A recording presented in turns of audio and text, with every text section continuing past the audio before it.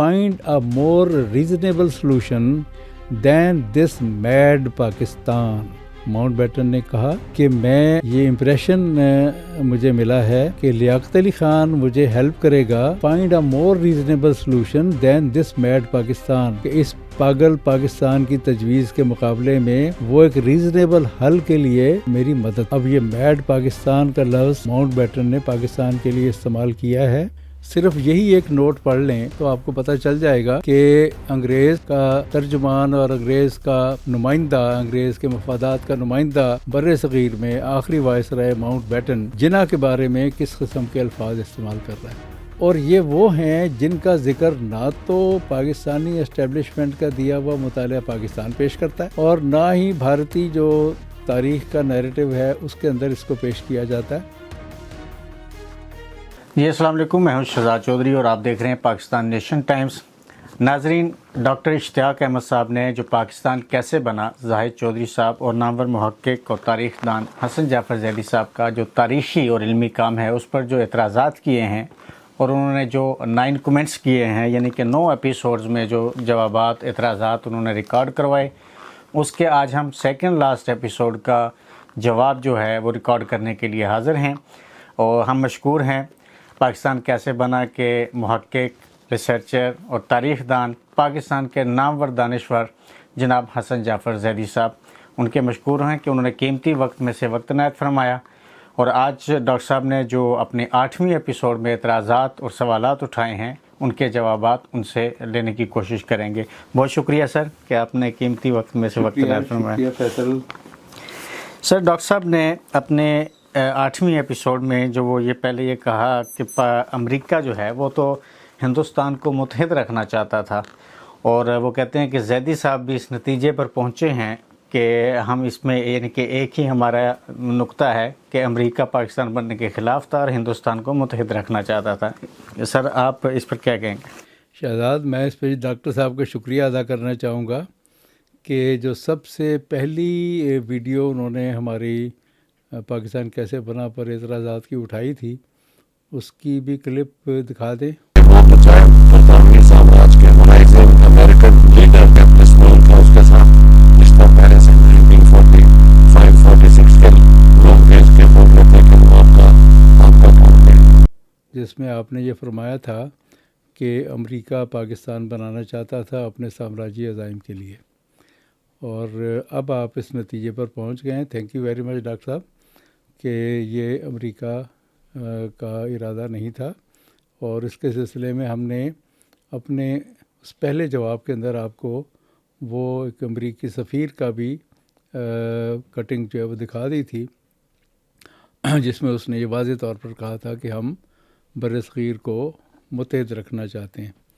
اس حوالے سے یہ جب ہماری کتاب زاہد چودھری صاحب کی 1989 میں چھپی، آج سے قریباً 35-36 سال پہلے، تو تب ہم نے یہ نتیجہ پیش کر دیا تھا.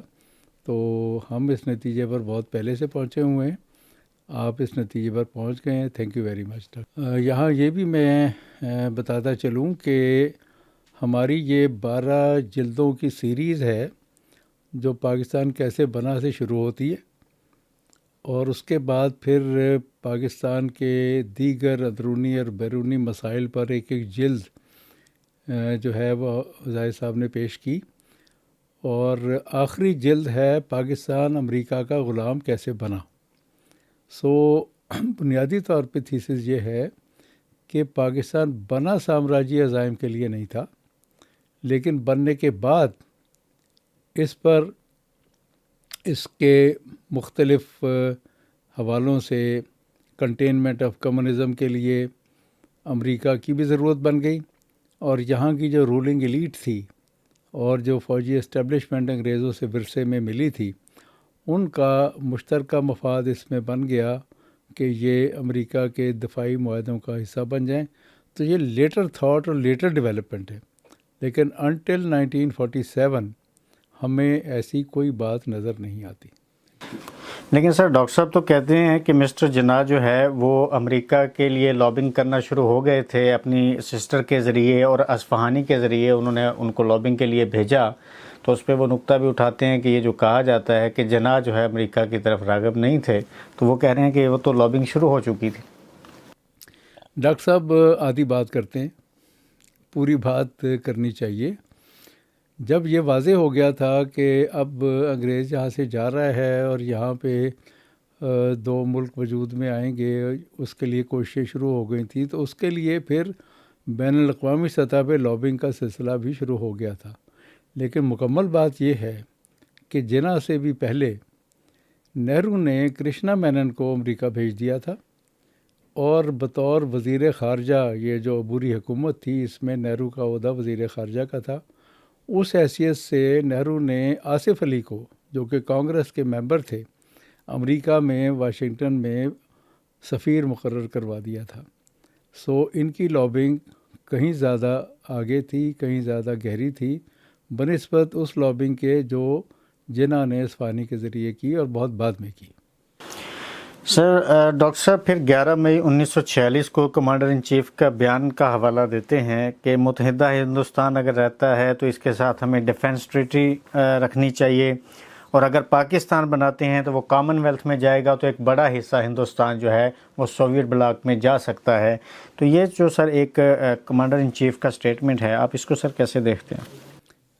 یہ سٹیٹمنٹ ہمیں ٹرانسفر آف پاور پیپرز میں کہیں نہیں ملا، لیکن جو کوئی ڈاکٹر صاحب فرما رہے ہیں اس میں ہی نہیں، جگہ جگہ پہ ہمیں جو انگریز فوجی افسران تھے ان کی طرف سے ان خدشات کا اظہار بار بار ہو رہا تھا کہ اگر ہندوستان کامن ویلتھ میں نہیں گیا تو کہیں یہ سوویت بلاک میں نہ چلا جائے۔ لیکن کسی بھی جگہ، یعنی میں چاہوں گا کہ کوئی ایک بھی ڈاکومنٹ ہمیں ایسی نظر آ جائے جہاں پہ انگریز افسروں نے یا وائس رائے نے یا گورنروں نے یا وزیر ہند نے یا کسی نے بھی یہ ذرا سا بھی اشارہ کیا ہو کہ ہمیں اس اندیشے کا نہرو یا کانگریس کے بائیں بازو کی طرف سے اندیشہ ہے، یہ ڈاکٹر صاحب اپنی طرف سے اضافہ کر دیتے ہیں۔ پہلی بات اپنی جگہ درست ہے کہ انگریزوں کو یقیناً یہ اندیشہ تھا، اور ہم نے پچھلے ویڈیو میں یہ بتایا بھی ہے کہ یہ دراصل اندیشہ انڈیا کی کمیونسٹ پارٹی کی طرف سے تھا، جو کہ بنگال میں مضبوط ہو چکی تھی، جو جنوبی ہندوستان میں مضبوط ہو چکی تھی، تلنگانہ میں بیس بن چکے تھے، اور انڈیا کی کمیونسٹ پارٹی کی طرف سے ان کو ضرور اندیشہ تھا، جس کا انہوں نے باقاعدہ ڈاکومنٹس میں ذکر بھی کیا ہے۔ لیکن یہ کہ یہ جو اندیشہ تھا کہ یہ چلا جائے گا ہندوستان سوویت یونین کے بلاک میں due to left wing of Congress and due to Nehru, یہ بات کسی جگہ نہیں ہے، کسی بھی جگہ اس بات کا خدشہ انہوں نے ظاہر ہی نہیں کیا۔ اور پھر یہ کہ نہرو کامن ویلتھ میں شامل ہوا، بھئی کامن ویلتھ میں شمولیت کے حوالے سے تو انگریزوں کو ذرا سا بھی شبہ نہیں تھا کہ نہرو اور کانگریس لیڈرشپ کامن ویلتھ میں نہیں آئے گی۔ اس کے اوپر ان کی بات چیت چل رہی تھی، سودے بازی چل رہی تھی، نہرو اور کانگریس لیڈرشپ اپنی بہت سی باتیں منوانے کے لیے کوشش کر رہی تھی، خاص طور سے جو بنگال اور پنجاب کی پارٹیشن کو وہ اس حوالے سے منوانا چاہ رہے تھے کہ ہم کامن ویلتھ میں آنے پر تیار ہو جائیں گے، ڈومینیس، اس پر آگے چل کے بات کریں گے۔ تو کامن ویلتھ میں تو انڈیا رہا، وہ کہاں گیا؟ سوویت بلاک میں۔ اس نے نان الائنڈ پالیسی ضرور اختیار کی اور کامن ویلتھ کا بڑا اہم ممبر رہا وہ، اور ایک سٹیج تو ایسی آئی تھی کہ پاکستان کامن ویلتھ سے نکل گیا، اور پھر دوبارہ کامن ویلتھ میں شمولیت کے خلاف بھارت نے پوری کوشش کی کہ یہ دوبارہ کامن ویلتھ میں نہ آئے۔ جی سر، اگلا جو اہم نقطہ ہے جس کو مختلف طریقے سے بیان کیا جاتا ہے کہ انگریز نے پاکستان کو بنایا تو ماؤنٹ بیٹن جو ہے وہ تو برٹش ریاست کی جو ایک پالیسی تھی اس کو مان رہے تھے، چاہے ان کی کانگریس گاندھی کے ساتھ محبتیں تھیں بھی، لیکن وہ تو کرندے تھے برٹش امپائر کے۔ تو وہ جو سر ملاقاتوں کا ایک تذکرہ ہوتا ہے کہ ماؤنٹ بیٹن جناح سے ملے اور ساری چیزیں ہوں، اس کو سر کیا تفصیلات ہیں اور کیا حقائق ہیں ڈاکومنٹس کے حساب سے؟ یہ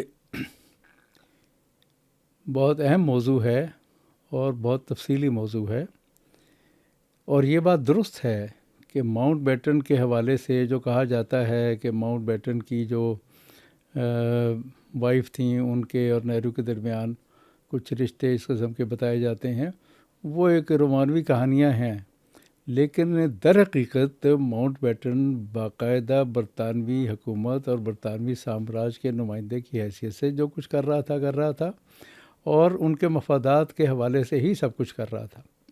اب ہم تھوڑا سا جائزہ لیں گے اس بات کا کہ ماؤنٹ بیٹن کی وائس رائلٹی میں اس کا جناح کے ساتھ اور مسلم لیگ کے ساتھ اور پاکستان کے حوالے سے رویہ کیا تھا۔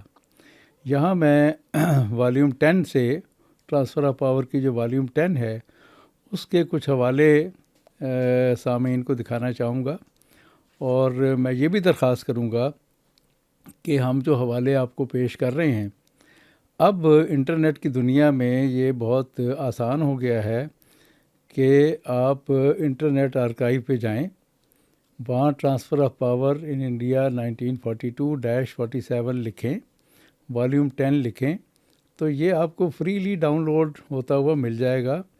اس کو ڈاؤن لوڈ کریں، اور جو ریفرنس ہم آپ کو دکھا رہے ہیں یہ آپ خود بھی وہاں سے جا کے اس کو دیکھیں۔ سب سے پہلے یہ ہے کہ ماؤنٹ بیٹن نے مارچ میں یہ کہ آخری ہفتے میں یہ آ گئے تھے۔ سر یہ وہی والیومز ہیں جن کو ڈاکٹر صاحب بار بار یہاں پہ بھی انہوں نے ذکر کیا ہے کہ آپ نے ٹرانسفر آف پاور کو استعمال کیا ہے۔ دیکھیے ٹرانسفر آف پاور جو ہے وہ ڈاکومنٹس ہیں جو ایکچولی ٹرانسفر آف پاور کے پورے پروسیس کو بیان کر رہی ہیں، تو ہم نے وہ جو پروسیس ہے وہ انہی ڈاکومنٹس پہ دیکھنا ہے نا، اور کہاں دیکھیں گے ہم۔ اور دوسری بات یہ ہے، آپ نے اچھا کیا بیچ میں مینشن کر دیا، سب سے پہلی ویڈیو میں ڈاکٹر صاحب نے کہا تھا کہ ہم نے والیوم 10, 11, 12 کا کوئی ذکر نہیں کیا ہوا، اور جبکہ ہماری جو پاکستان کیسے بنا کی جلد نمبر 2 ہے اس میں ہم نے والیوم 10, 11, 12 کو ایکسٹینسولی یوز کیا، اور اب ہماری توقع یہ تھی کہ پارٹ 8 اور 9 میں شاید ڈاکٹر صاحب والیوم 10, 11, 12 کا بھی کوئی حصہ بتائیں گے، لیکن اس میں انہوں نے کسی ایک جگہ بھی 10, 11, 12 کے اندر سے ایک سینٹنس بھی نہیں پیش کیا۔ بہرحال تو میں آپ کو یہ بتا رہا تھا کہ ماؤنٹ بیٹن کا ملاقاتوں کا سلسلہ جناح کے ساتھ، نہرو کے ساتھ اور جتنے بھی یہاں اسٹیک ہولڈرس ہیں ان کے ساتھ آنے کے بعد شروع ہو گیا تھا۔ تو جناح کے ساتھ ان کی کچھ ملاقاتوں، فارمل ملاقاتوں کے بعد باقاعدہ جو ٹرانسفر آف پاور کے حوالے سے گفتگو شروع ہوتی ہے وہ 8 اپریل کو ایک ملاقات میں ہوتی ہے۔ اب اس 8 اپریل کا جو ماؤنٹ بیٹن نے منٹس تیار کیے، اور یہ منٹس ہر میٹنگ کے بنائے جاتے تھے جو کہ برطانیہ وزارت ہند کو بھیجے جاتے تھے اور وہاں کی کیبنٹ ممبرس کے لیے بھیجے جاتے تھے۔ یہ جو منٹس ہیں اس پوری میٹنگ کے، اس میں تقریباً کوئی 3-4 صفحے کی یہ تفصیل ہے جو تفصیل سے ماؤنٹ بیٹن نے لکھے ہیں۔ وہ پوری تفصیل اس پوائنٹ کے گرد گھوم رہی ہے کہ ماؤنٹ بیٹن یہ دلائل دے رہے ہیں جناح کو پاکستان کے خلاف کہ پاکستان ایک ناقابل عمل ملک ہوگا، اور یہ جو آپ بنگال اور پنجاب کو مکمل طور پہ لینا چاہ رہے ہیں پاکستان میں، یہ اس لاجک کے خلاف ہے جس لاجک کے تحت آپ پورے ہندوستان کی تقسیم چاہ رہے ہیں۔ یہ بار بار لاجک دی جاتی تھی کانگریس کی قیادت کی طرف سے بھی، اور ڈاکٹر اشتیاق صاحب بھی اپنے ویلاگس میں یہی لاجک پیش کرتے ہیں کہ اگر 2 قومی نظریہ اور ہندو اور مسلمان اکٹھے نہیں رہ سکتے تھے تو پھر پنجاب اور بنگال میں کیسے رہ سکتے تھے؟ یہ غیر مسلم جو ہیں یہ مسلم اکثریت کی غلبے کے تحت کیسے رہ سکتے تھے؟ تو یہ آرگومنٹ 3-4 صفحے پہ پھیلے ہوئے ہیں جس میں ماؤنٹ بیٹن نے پوری کوشش کی ہے جناح کو پاکستان کا مطالبے سے وڈرا کرنے کے لیے، اور جیسے ہم نے پہلے بھی عرض کیا کہ یہ مطالبہ یا یہ موقف کہ بنگال اور پنجاب تقسیم ہوں گے، یہ بنیادی طور پہ مطالبہ پاکستان سے ہٹانے کے لیے یا اس کو وڈرا کرنے کے لیے یہ پیش کیا جاتا تھا ایز اے کاؤنٹر ویٹ۔ اس میٹنگ میں بھی جناح نے ماؤنٹ بیٹن سے کہا کہ یہ آپ ہمارے مطالبہ پاکستان کو کاؤنٹر کرنے کے لیے آرگومنٹ دے رہے ہیں، اور پھر اسی میٹنگ میں جناح نے اپنا وہ موقف بار بار دہرایا کہ یہ جو پنجاب اور بنگال منقسم ہو کے پاکستان کو ملے گا، یہ ایک ٹرنکیٹڈ ماؤتھ ایٹن پاکستان ہوگا، یعنی کرم خوردہ اور کٹا پھٹا پاکستان ہوگا. یہ ہمارے لیے وائبل نہیں ہوگا. تو پھر ماؤنٹ بیٹن بار بار اصرار کرتا ہے کہ پھر یہ تو آپ انڈیا کی تقسیم کے بارے میں بھی پھر آپ اپنا موقف تبدیل کریں. اس پہ 3-4 صفحے کے لمبے مذاکرات ہیں دونوں کے، اور کافی بحث مباحثہ ہے. وہ پورا بحث مباحثہ تو ہم یہاں اب آپ کو نہیں سنا سکتے. آپ انٹرسٹڈ ہیں تو وہاں جائیں، اور یہ ریفرنس ہم دے رہے ہیں، اس کو دیکھ لیجئے گا. 8 اپریل کو جناح ماؤنٹ بیٹن ملاقات کے جو نوٹس ہیں اس میں یہ ساری بحث ہے، اور ماؤنٹ بیٹن پورا زور لگاتا ہے جناح کو یہ کنونس کرنے میں کہ یہ جو آپ پاکستان کا مطالبہ کر رہے ہیں یہ درست نہیں ہے، اور یہ اس لاجک کے خلاف ہے کہ آپ پنجاب اور بنگال کی تقسیم کی بات کر رہے ہیں. آخر پہ جو اس پورے نوٹ کا آخری سینٹنس ہے، کنکلوڈنگ ریمارک، وہ ذرا غور سے آپ دیکھیں، ہم آپ کو پڑھ کے سناتے ہیں. ماؤنٹ بیٹن صاحب کہتے ہیں، I'm afraid I drove the old gentleman quite mad because whichever way his argument went, I always pursued it to a stage beyond which he did not wish it to go.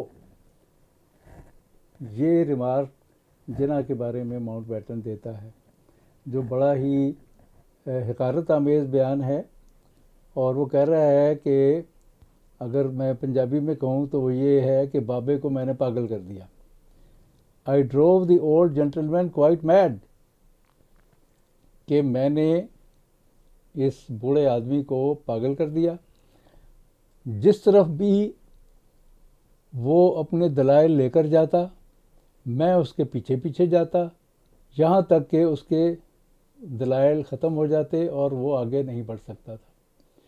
یہ تھی گفتگو جس کو پڑھ کر وہ جو ایک منترا بیان کیا جاتا ہے بار بار کہ انگریز نے پاکستان بنایا، اور انگریز کی دلچسپی پاکستان کے قیام میں تھی، اور اپنے سامراجی مقاصد کے لیے اس کو پاکستان کی ضرورت تھی، اور پاکستان انگریز کی پیداوار ہے. صرف یہی ایک نوٹ پڑھ لیں تو آپ کو پتہ چل جائے گا کہ انگریز کا ترجمان اور انگریز کا نمائندہ، انگریز کے مفادات کا نمائندہ بر صغیر میں آخری وائسرائے ماؤنٹ بیٹن جناح کے بارے میں کس قسم کے الفاظ استعمال کر رہا ہے. ویسے ہی اس طریقے سے کہنا اولڈ جینٹل مین گاٹ میڈ، اس کی گاندھی سے بھی ملاقاتوں کے نوٹس ہیں، اور بھی بوڑھوں کے ساتھ ملاقاتوں کے نوٹس ہیں. کسی جگہ اس طرح کا حقارت آمیز جملہ آپ کو نہیں ملتا. تو یہاں سے اندازہ ہو جاتا ہے کہ ماؤنٹ بیٹن کا پاکستان کے بارے میں رویہ کیا تھا اور جناح کے بارے میں رویہ کیا تھا. اب اس سے اگلے روز 9 اپریل کو جناح کے ساتھ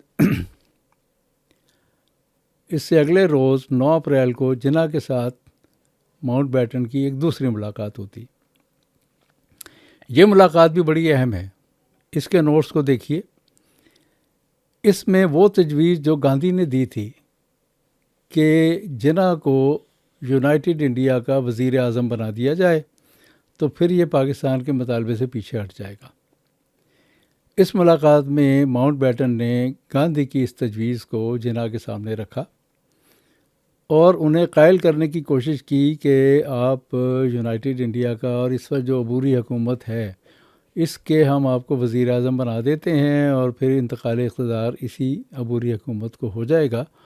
تو آپ اس کو قبول کر لیں اور پاکستان کے مطالبے سے ہٹ جائیں. پاکستان کے حوالے سے اگین اس میٹنگ میں بھی ماؤنٹ بیٹن بڑے دلائل دینے کی، جناح کو قائل کرنے کی کوشش کرتا ہے کہ وہ اپنے مطالبہ پاکستان سے پیچھے ہٹ جائیں. اب اس میں ایک جملہ ہے اور ایک پیراگراف ہے، وہ میں پڑھ کے سناتا ہوں. اس سے آپ اندازہ لگائیے کہ how Mountbatten was looking at Jinnah and how he was taking this demand of Pakistan, کہ اس کے بارے میں اس کا رویہ کیا تھا. اس ملاقات کے آخر میں پھر ماؤنٹ بیٹن کے یہ ریمارک بہت انٹرسٹنگ ہے. جو گاندھی کی تجویز تھی جناح کو وزیر اعظم بنانے کی، اس کے حوالے سے وہ کہتا ہے، mister گاندھی's famous scheme may yet go through on the pure vanity of Mr. Jinnah. یعنی ان کا یہ تاثر تھا کہ جناح جو ہیں وہ بڑے مغرور ہیں، بڑے خود پسند ہیں، بڑے متکبر ہیں، تو ان کی وینٹی کو یہ جو تجویز ہے یہ اپیل کرے گی اور کامیاب ہو جائے گی یہ تجویز. یعنی جناح کو مطالبہ پاکستان سے پیچھے ہٹانے کے لیے ماؤنٹ بیٹن اور کانگریس کی قیادت کس کس قسم کے حربے استعمال کر رہی تھی، یہاں سے آپ کو اندازہ ہو جانا چاہیے. اس کے آگے کا پیراگراف بھی بہت دلچسپ ہے. Nevertheless, he gives me the impression، یعنی یہ جناح کے بارے میں کہہ رہا Mountbatten, Nevertheless, he gives me the impression of a man who has not thought out one single piece of the mechanics of his own great scheme. یعنی پاکستان کے بارے میں جناح نے ایک بھی حصہ، ایک پیس بھی صحیح طرح نہیں سوچا ہوا کہ جو مکینکس ہوگی اس گریٹ اسکیم کی، جس کو وہ طنزیہ انداز میں گریٹ اسکیم کہہ رہے ہیں. And he will have the shock of his life when he really has to come down to earth and try and make his vague idealistic proposals work on a concrete basis. یہ تھا رویہ Mount beaten کا پاکستان کے حوالے سے، جس میں وہ کہتا ہے کہ جناح کو کنکریٹ ریئلٹیز کا اندازہ ہی نہیں ہے، اور اس کو شاک آف لائف ہوگا جب وہ ریئلی اندازہ کرے گا پوری طرح سے گہرائی کے ساتھ کہ یہ جو آئیڈیلسٹک پرپوزل ہے ان کی پاکستان کی، اس کے کنکریٹ بیسز جو ہیں وہ ان کے اوپر جب وہ سوچیں گے تو وہ یہ ایک ویگ پرپوزل ہے، ویگ آئیڈیلسٹک پرپوزل. 8 اور 9 اپریل کو جناح کے ساتھ ملاقاتوں میں ماؤنٹ بیٹن کو کامیابی حاصل نہیں ہوتی، جیسا کہ ہم نے یہ جو اقتباس آپ کو پڑھ کے سنائے. یہ گھیرنے کی کوشش کرتے رہے انہیں کہ موتھ ایٹن ٹرنکیٹڈ پاکستان ملے گا آپ کو، اور اس کے بعد دوسری ملاقات میں ان کو چیف پرائم منسٹر کی آفر کی، اس کا بھی ان پہ اثر نہیں ہوا، اور ان کا خیال تھا کہ ان کا تکبر اور غرور جو ہے اس کی بنیاد پر وہ یہ مان لیں گے. اب جب یہاں کامیابی نہیں ہوئی تو پھر اگلے روز 10 اپریل کو ماؤنٹ بیٹن کی ملاقات ہوتی ہے لیاقت علی خان کے ساتھ. اس ملاقات کے نوٹس بھی بہت دلچسپ ہیں، وہ بھی اگر آپ باقی ڈیپ ڈاؤن جانا چاہتے ہیں اس ریسرچ میں تو والیوم 10 کی اس ڈاکومنٹ کو بھی نکالیں، اور وہ بھی کوئی 3-4 پیجز پر ماؤنٹ بیٹن نے جو پاکستان کی اسکیم کے خلاف دلائل ہیں بھرپور طریقے سے وہ لیاقت علی خان کو دیے، اور اسے بتایا کہ ایک ڈیوائیڈڈ انڈیا بہت کمزور ہوگا، یونائٹڈ انڈیا ایک طاقتور ملک ہوگا، دنیا میں اس کا بڑا رول ہوگا، اور بہت سے حقائق اور بہت ساری ایسی فگرز دی ہیں کہ جس سے یہ ثابت کرنے کی اس نے کوشش کی ہے کہ معاشی طور پر بھی یہ ایک کمزور ملک ہوگا، اور بہت سارے اس کے جو حوالے ہیں اس حساب سے یہ ایک ناقابل عمل اسکیم ہوگی، تو آپ اس پر غور کریں. لیاقت علی خان کی اس کی گفتگو میں باقی جو چیزیں ہیں وہ تو آپ لوگ دیکھنا چاہیں، لیکن 1-2 اقتباسات بہت اہم ہیں جو میں آپ کو پڑھ کر سنانا چاہوں گا. ماؤنٹ بیٹن صاحب لکھتے ہیں، I then told him، Liaquat Ali Khan کو یعنی، I told him how completely impractical we thought his leader was، کہ تمہارا لیڈر کتنا کمپلیٹلی امپریکٹیکل ہے، and how we had been unable to get Mr. Jinnah down to earth at all، اور ہم بالکل ناکام ہوئے ہیں مسٹر جناح کو اس حقیقت کی گہرائی سے واقف کروانے کے لیے. یہ ماؤنٹ بیٹن نے لیاقت علی سے کہا. جواب میں لیاقت علی نے جو جواب دیا اس کے بارے میں ماؤنٹ بیٹن لکھتے ہیں، لیاقت surprised me by saying inverted commas if your staff will work out exactly what partition means and then if you present the full difficulties to Mr. Jinnah he will of course understand them even though he has not worked them out for himself.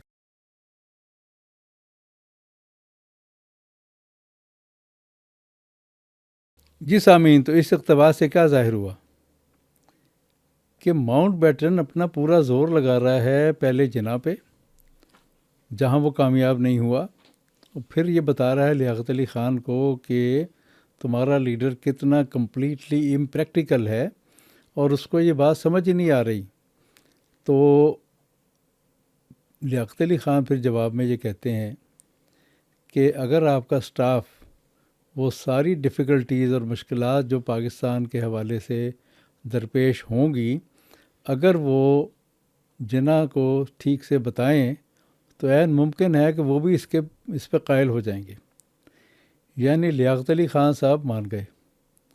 यहाँ पर वो जो आयशा जलाल ने अपनी किताब का उन्वान रखा है ना, सोल स्पोक्समैन, वो भी समझ में आता है कि वाकई एक सोल स्पोक्समैन ही रह गया था जो कि इनके झांसे में नहीं आ रहा था।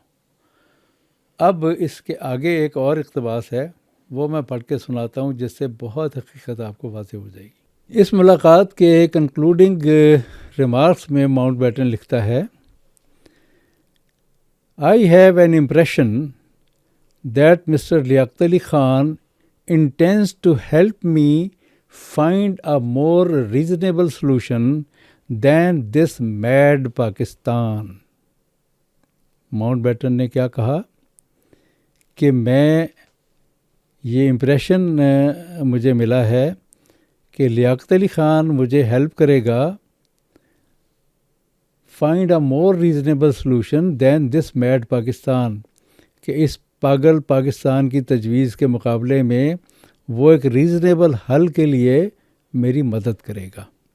अब ये मैड पाकिस्तान का लफ्ज़ माउंट बैटन ने पाकिस्तान के लिए इस्तेमाल किया है। अब ये माउंट बैटन ने पाकिस्तान के लिए मैड पाकिस्तान का लफ्ज़ इस्तेमाल किया है डॉक्टर इश्तियाक साहब, और हमारे वो सब दोस्त लिबरल और वो लोग जो कि ये मंत्रा पिछले 78 साल से पढ़ पढ़ के सुना रहे हैं हमें कि अंग्रेज़ ने पाकिस्तान बनाया, अंग्रेज़ की पसंदीदा चीज़ पाकिस्तान थी, वो इसको कहता है पागल पाकिस्तान, मैड पाकिस्तान।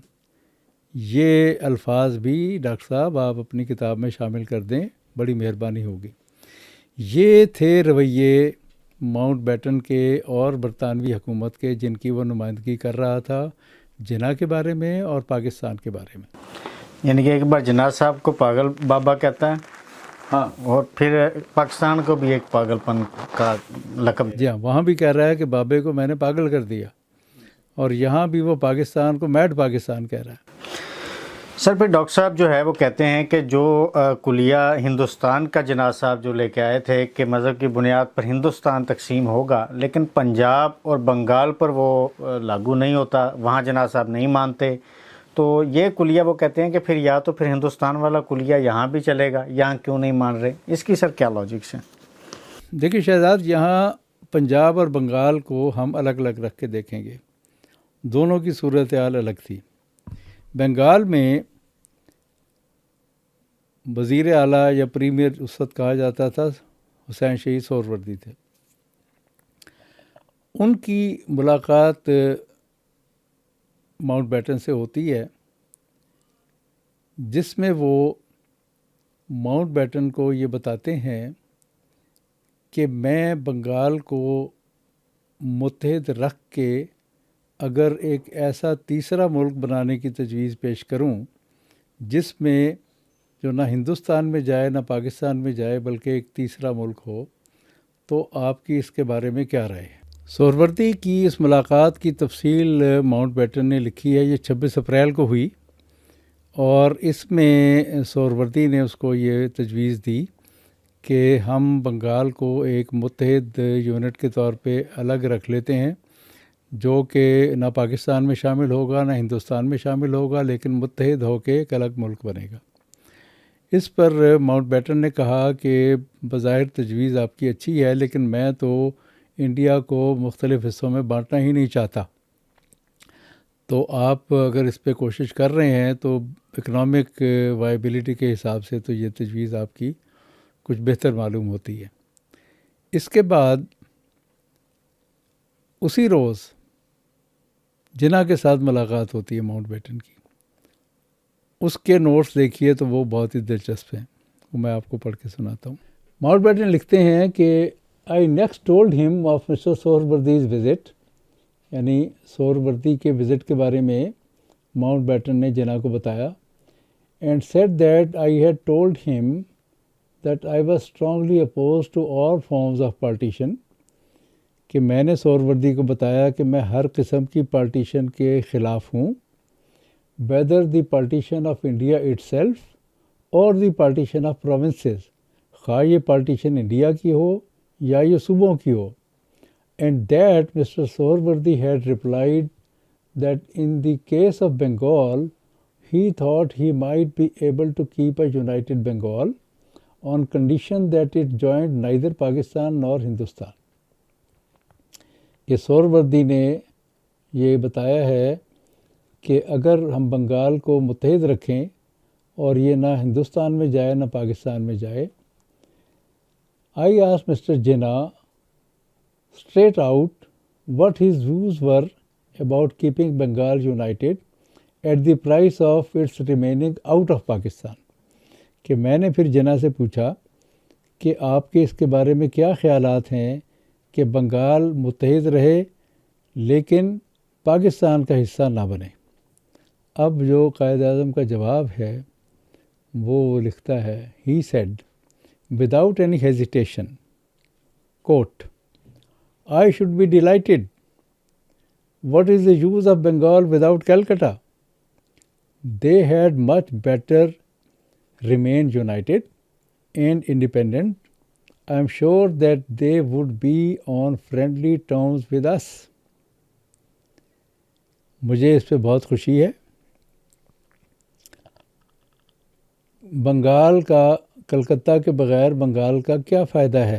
یعنی کلکتہ ایک اکنامک ہب تھا جس کی وجہ سے جنہوں نے کہا کہ کلکتہ کے بغیر بنگال کا کیا فائدہ ہے، اور انہوں نے پھر یہ کہا کہ یہ یونائٹڈ رہے اور آزاد رہے، اور پھر وہ کہتے ہیں کہ ہمیں پورا یقین ہے I am sure that they would be on friendly terms with us, کہ ایک الگ ملک کے طور پہ وہ ہمارے ساتھ بہت اچھے تعلقات رکھیں گے۔ تو گویا قائد اعظم نے اپریل 1947 میں ہی بنگلہ دیش منظور کر لیا تھا، بشرطے کہ وہ ایک متحدہ بنگال کی شکل میں بنتا، اور انہوں نے اس خواہش کا اظہار بھی کر دیا تھا کہ ہمیں اس پہ خوشی ہوگی اور ہمیں امید ہے کہ وہ ہمارے ساتھ اچھے تعلقات رکھیں گے۔ یہ جو آرگومنٹ ہے کہ ہندو اور مسلمان اکٹھے نہیں رہ سکتے، جب بنگال میں وہ اکٹھے رہنے پر آمادہ ہو جائیں گے تو جناح کو اس پہ کوئی اعتراض نہیں ہے، اور ایک الگ ملک بھی اگر وہ بن رہا ہے تو اس پہ بھی کوئی اعتراض نہیں ہے۔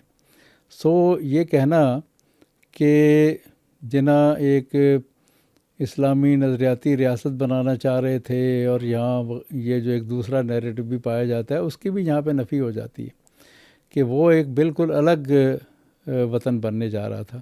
اب اس کی ذرا تفصیل آگے میں بیان کرتا ہوں۔ 16 مئی کو سہروردی کی ایک اور ملاقات ہے ماؤنٹ بیٹن کے ساتھ۔ اس دوران 8 مئی سے 12 مئی تک ماؤنٹ بیٹن اپنے عملے کے ساتھ، جس میں وی پی مینن بھی تھے اور جواہر لال نہرو اور پٹیل اور کرشنا مینن، یہ شملہ میں بیٹھ کر پورا مسودہ تیار کر رہے تھے۔ اس کی بات ہم بعد میں کریں گے۔ وہاں سے آنے کے بعد ماؤنٹ بیٹن جانے والا تھا یہ مسودہ لے کر برطانیہ اپروول کے لیے۔ تو 16 مئی کو سہروردی نے پھر ماؤنٹ بیٹن سے ملاقات کی، اور اس ملاقات کے نوٹس میں سمجھتا ہوں سب سے زیادہ دلچسپ ہیں، اور یہ وہ ہیں جن کا ذکر نہ تو پاکستانی اسٹیبلشمنٹ کا دیا ہوا مطالعہ پاکستان پیش کرتا ہے، اور نہ ہی بھارتی جو تاریخ کا نیریٹو ہے اس کے اندر اس کو پیش کیا جاتا ہے۔ تو یہ میں ذرا ملاقات آپ کو پڑھ کے سناتا ہوں، آپ کی دلچسپی کے لیے بھی یہ بہت اہم ہوگی۔ یہ بنگال کے گورنر ایف بروز کو ماؤنٹ بیٹن نے لکھا ہے 16 مئی کو شملہ سے آنے کے بعد. اس میں ماؤنٹ بیٹن یہ لکھتے ہیں کہ on my return from Shimla on the 14th May I had a long talk with Sohrawardy and his minister for land and land revenue. Sohrawardy told me that as a result of our previous conversation, جس کا ہم ابھی ذکر کر چکے ہیں, and the one that I had with K.S. Roy, کرن شنکر رائے, اس کا بھی وہ ذکر کرتا ہے, وہ بھی ہم آپ کو پڑھ کے سناتے ہیں اس میں کیا بات ہوئی تھی. کرن شنکر رائے بیسیکلی بنگال پروونشل کانگریس کے پریزیڈنٹ تھے. They had been having discussions about retaining the unity of Bengal.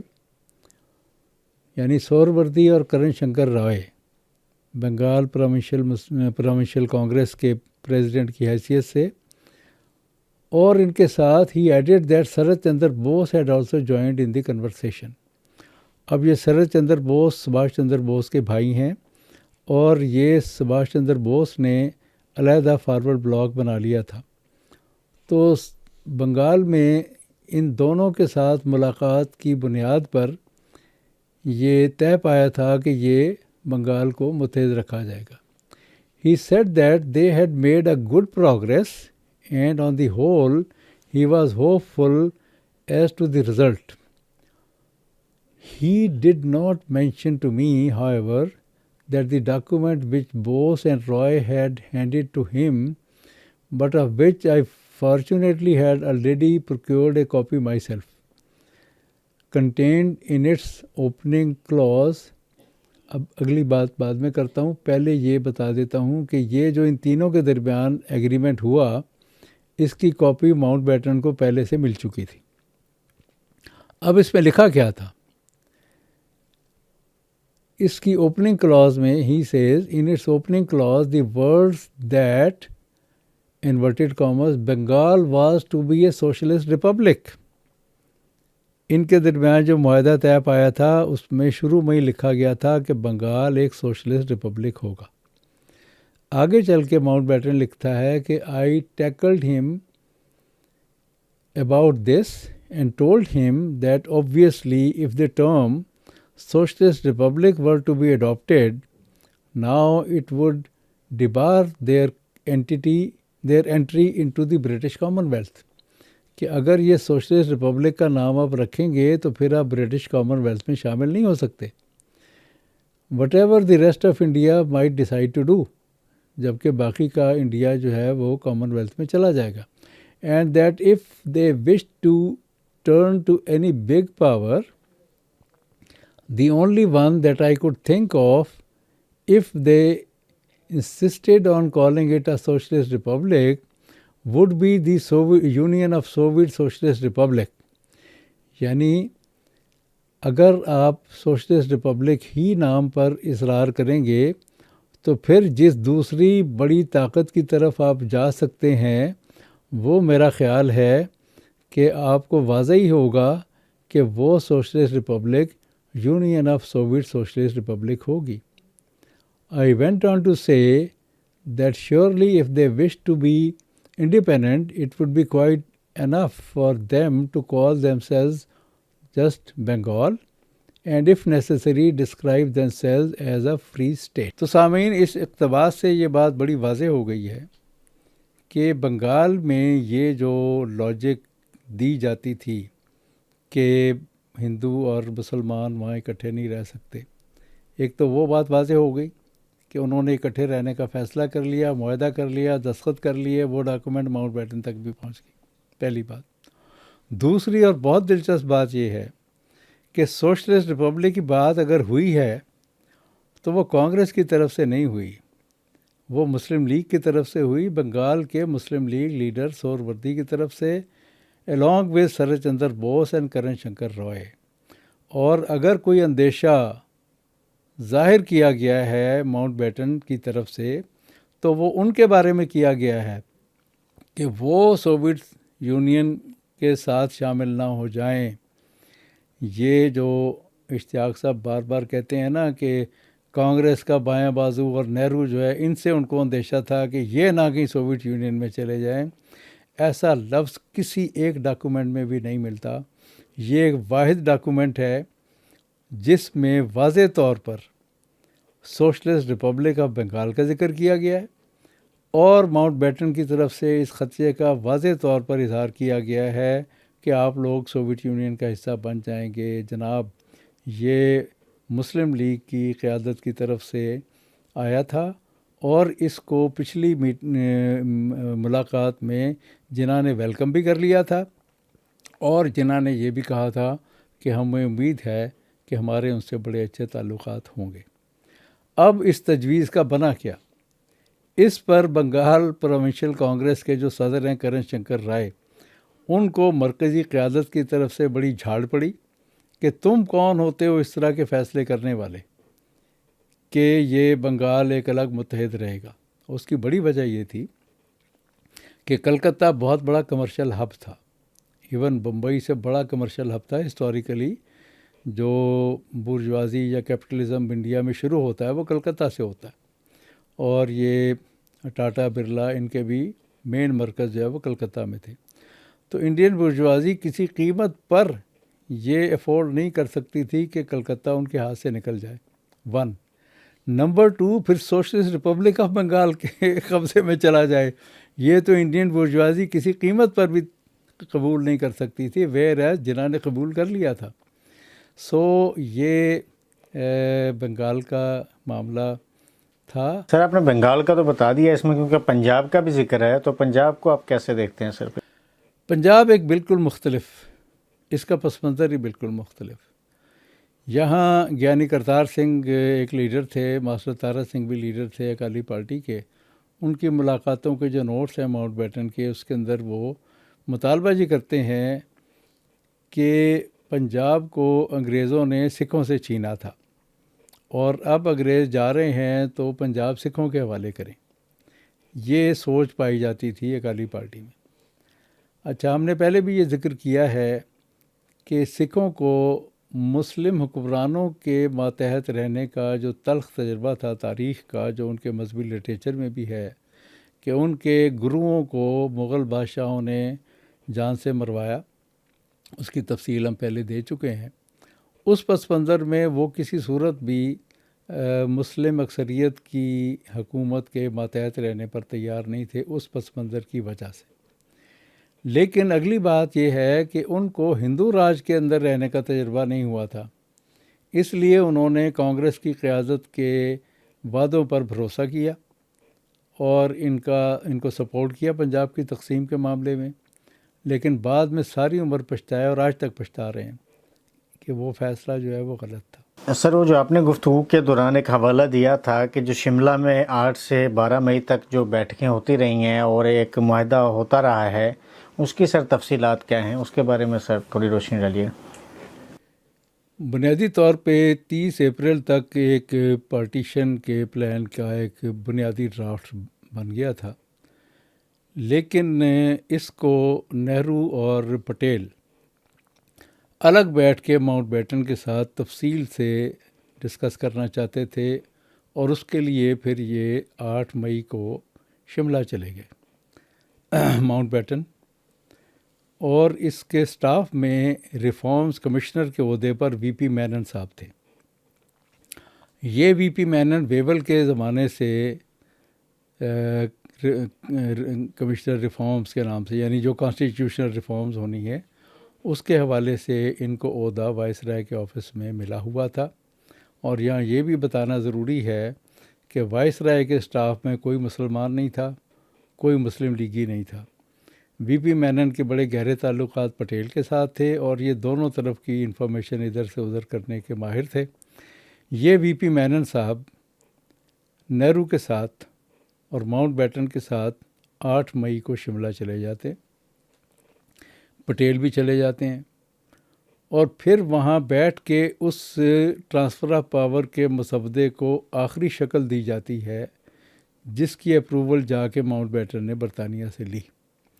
اس کے نوٹس بہت تفصیلی ہیں، وہ اس وی لاگ کا دامن اتنا نہیں ہے کہ وہ سارے آپ کو پڑھ کے سنائے جائیں. صرف یہ بتانا ضروری ہے کہ ان میٹنگوں میں جواہر لال نہرو باقاعدہ شریک ہوتے تھے. پھر وہیں ان کی ڈسکشن ان میٹنگوں سے، جو آفیشیل میٹنگز ہو رہی تھیں، ان سے ہٹ کے بھی پٹیل کی وی پی مینن کے ساتھ ہوتی تھیں اور کرشنا مینن کی نہرو کے ساتھ. اور یہ 4 دن لگا کے اس مسودے کو آخری شکل دی گئی، جس کو پھر لے کے ماؤنٹ بیٹن برطانیہ گئے اپروول کے لیے.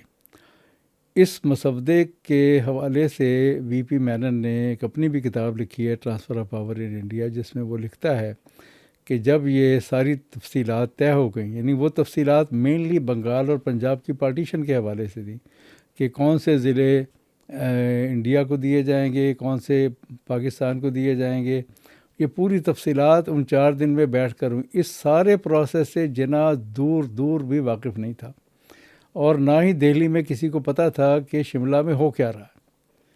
یہ جو کہا جاتا ہے نا، جب ہم نے اپنی کتاب میں لکھا کہ تقسیم کی ساری تفصیلات اور ٹرانسفر آف پاور کی ساری تفصیلات کانگریس کی قیادت کی منشا کے مطابق طے ہوئیں، تو یہ اس کا سب سے بڑا ثبوت تھا کہ جو ساری تفصیلات اور فائنل مسودہ تیار ہوا ہے وہ نہرو، پٹیل اور کرشنا مینن اور وی پی مینن نے 8 سے 12 مئی کو شملہ میں بیٹھ کر بنایا.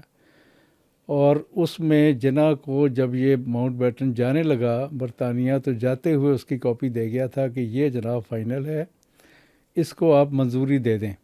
تو جناح نے کہا ابھی تو، بلکہ انہوں نے کہا اس کو آپ سائن کر کے دے دیں. تو انہوں نے کہا ابھی ہم سائن نہیں کرتے، ہم اس پہ غور کریں گے، اور بعد میں پھر 3 جون کو اس کا اعلان ہوتا ہے. بہت شکریہ سر، تفصیلات کے ساتھ تمام ڈاکومنٹس ہمارے ناظرین کے ساتھ اور ہمارے ساتھ شیئر کرنے کے لیے.